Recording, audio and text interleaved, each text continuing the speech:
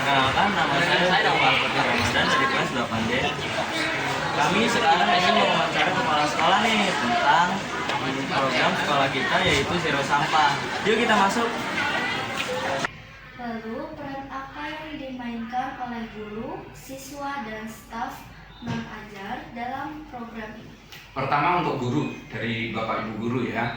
Dari Bapak Ibu Guru perannya adalah sebagai pembelajaran atau proses memberikan pembelajaran tentang pengelolaan sampah dan berkelanjutan dalam kurikulum.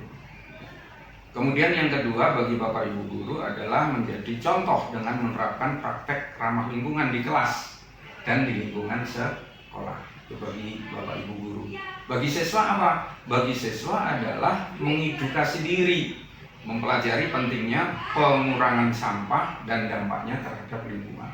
Kemudian juga praktek sehari-hari seperti mengurangi penggunaan plastik sekali pakai, membawa botol minum sendiri, ya.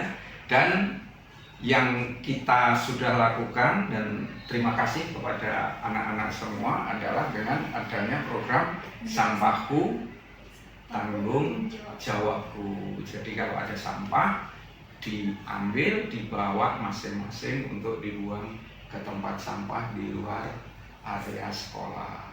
Sehingga tentunya dengan kegiatan ini diharapkan dalam waktu yang tidak terlalu lama di sekolah kita benar-benar terjadi pengurangan sampah yang sangat signifikan. Sehingga kita bisa hidup sehat, bisa hidup bersih, ya. Kemudian juga senang belajar di sekolah. Kemudian untuk kepala sekolah dalam hal ini Bapak, yaitu sebagai kebijakan menerapkan kebijakan Zero Sampah di sekolah ini seperti mengurangi penggunaan plastik atau kemasan plastik. Maka Bapak menganjurkan kepada seluruh warga sekolah untuk tidak menggunakan kemasan plastik melalui kantin, melalui anak-anak, melalui Bapak Ibu Guru, sehingga kita bisa melihat keadaannya. Kemudian juga tentunya memberikan dukungan untuk program-program pengurangan sampah di sekolah kita. Itulah harapan Bapak kalau orang tua nanti bisa berpartisipasi, mendukung putra-putrinya dalam Zero Sampah, baik itu di rumah, terutama di sekolah kan Bapak Ibu membawain tumbler, itu kan contoh. Bapak Ibu membawakan wadah, selalu mengingatkan, itu berarti peran orang tua, ya. Jadi masing-masing mempunyai peran yang berbeda, baik itu Bapak Ibu Guru, kemudian siswa, kemudian kepala sekolah Bapak dalam hal ini, dan orang tua, ya. Lalu, apa saja tantangan terbesar yang dihadapi dalam implementasi program Zero Sampah? Yang paling besar tantangan tentang implementasi Zero Sampah yang sudah kita lakukan kurang lebih 2 bulan ini adalah tentang kesadaran dan edukasi. Kenapa Bapak katakan kesadaran dan edukasi? Karena tingkat kesadaran siswa, kemudian Bapak Ibu Guru, ya, kemudian warga sekolah secara umum belum sepenuhnya memahami akan pentingnya pengelolaan sampah yang baik, sehingga kita perlu melakukan edukasi secara terus menerus, ya, sampai nanti betul-betul di sekolah kita itu sampah itu mendekati tidak ada kecuali sampah yang organik. Kemudian yang kedua, ini yang agak sulit, ya, yang menjadi tantangan besar menurut Bapak adalah kebiasaan yang sulit berubah, ya. Kebiasaan lama sulit untuk diubah, seperti penggunaan plastik sekali pakai, cara pembuangan sampah yang tidak teratur, ya. Kadang-kadang teman-teman kita pulang ke rumah masih meninggalkan sampah di laci, di meja, di kolong, ya, berbagai jenis sampah yang tadi bagi Bapak sebutkan. Seperti itu tantangan yang sangat besar, sehingga perlunya tentunya adanya kerjasama, kolaborasi antara siswa, kemudian bapak ibu guru dan bapak selaku penanggung jawab di sekolah. Insya Allah kalau kita berkolaborasi, bersinergi, sama-sama ikhlas untuk menciptakan sekolah yang bersih, yang hijau, yang indah, ramah lingkungan, insya Allah dalam waktu sebulan lagi, paling tidak 3 bulan, kita sudah bisa kita rasakan semua warga sekolah. Lalu bagaimana sekolah mengatasi tantangan-tantangan tersebut? Tadi Bapak sebutkan, untuk mengatasi supaya hal-hal seperti kebiasaan yang sulit berubah, kemudian kesadaran yang masih rendah, itu perlu apa? Pertama adalah perlu edukasi, memberikan pemahaman, memberikan pengetahuan, memberikan pendidikan.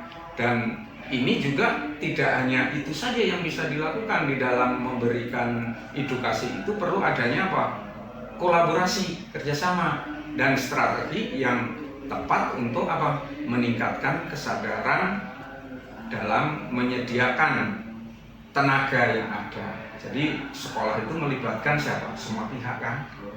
Wakil kepala sekolah, ya kan? Staf, kemudian OSIS, ya kan? OSIS kita libatkan kan? Kemudian peserta didik terutama, karena di sini ada 489 ya peserta didik. Ya, Bapak harapkan dari 849 peserta didik ini, maaf 489 bukan 489 peserta didik ini semua menyadari akan pentingnya zero sampah itu. Gitu kan. Lalu, apa tantangan terbesar yang dihadapi dalam mempertahankan program Zero Sampah dalam jangka waktu yang panjang? Satu, kesadaran. Itu tantangan terbesar. Peserta didik perlu memahami pentingnya pengurangan sampah dan cara-cara untuk melakukan tanpa pendidikan yang memadai, tanpa pengetahuan yang memadai, maka akan sulit hal ini bisa tercipta zero sampah. Yang kedua, tentunya juga perlu adanya evaluasi, ya, evaluasi yang berkelanjutan. Kita harus melakukan monitoring. Maka Bapak Ibu guru kan suka moto kan, ya kan, atau OSIS mungkin.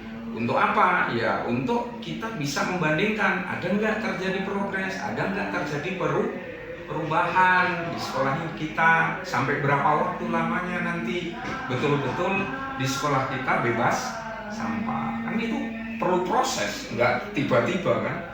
Ya Bapak sudah mengalami di 113 sudah 2 bulan saja, masih ada 1-2 teman. Inilah yang menjadi pekerjaan kita semua, ya, untuk program zero sampah tersebut. Lalu bagaimana, apakah ada target khusus yang ingin dicapai?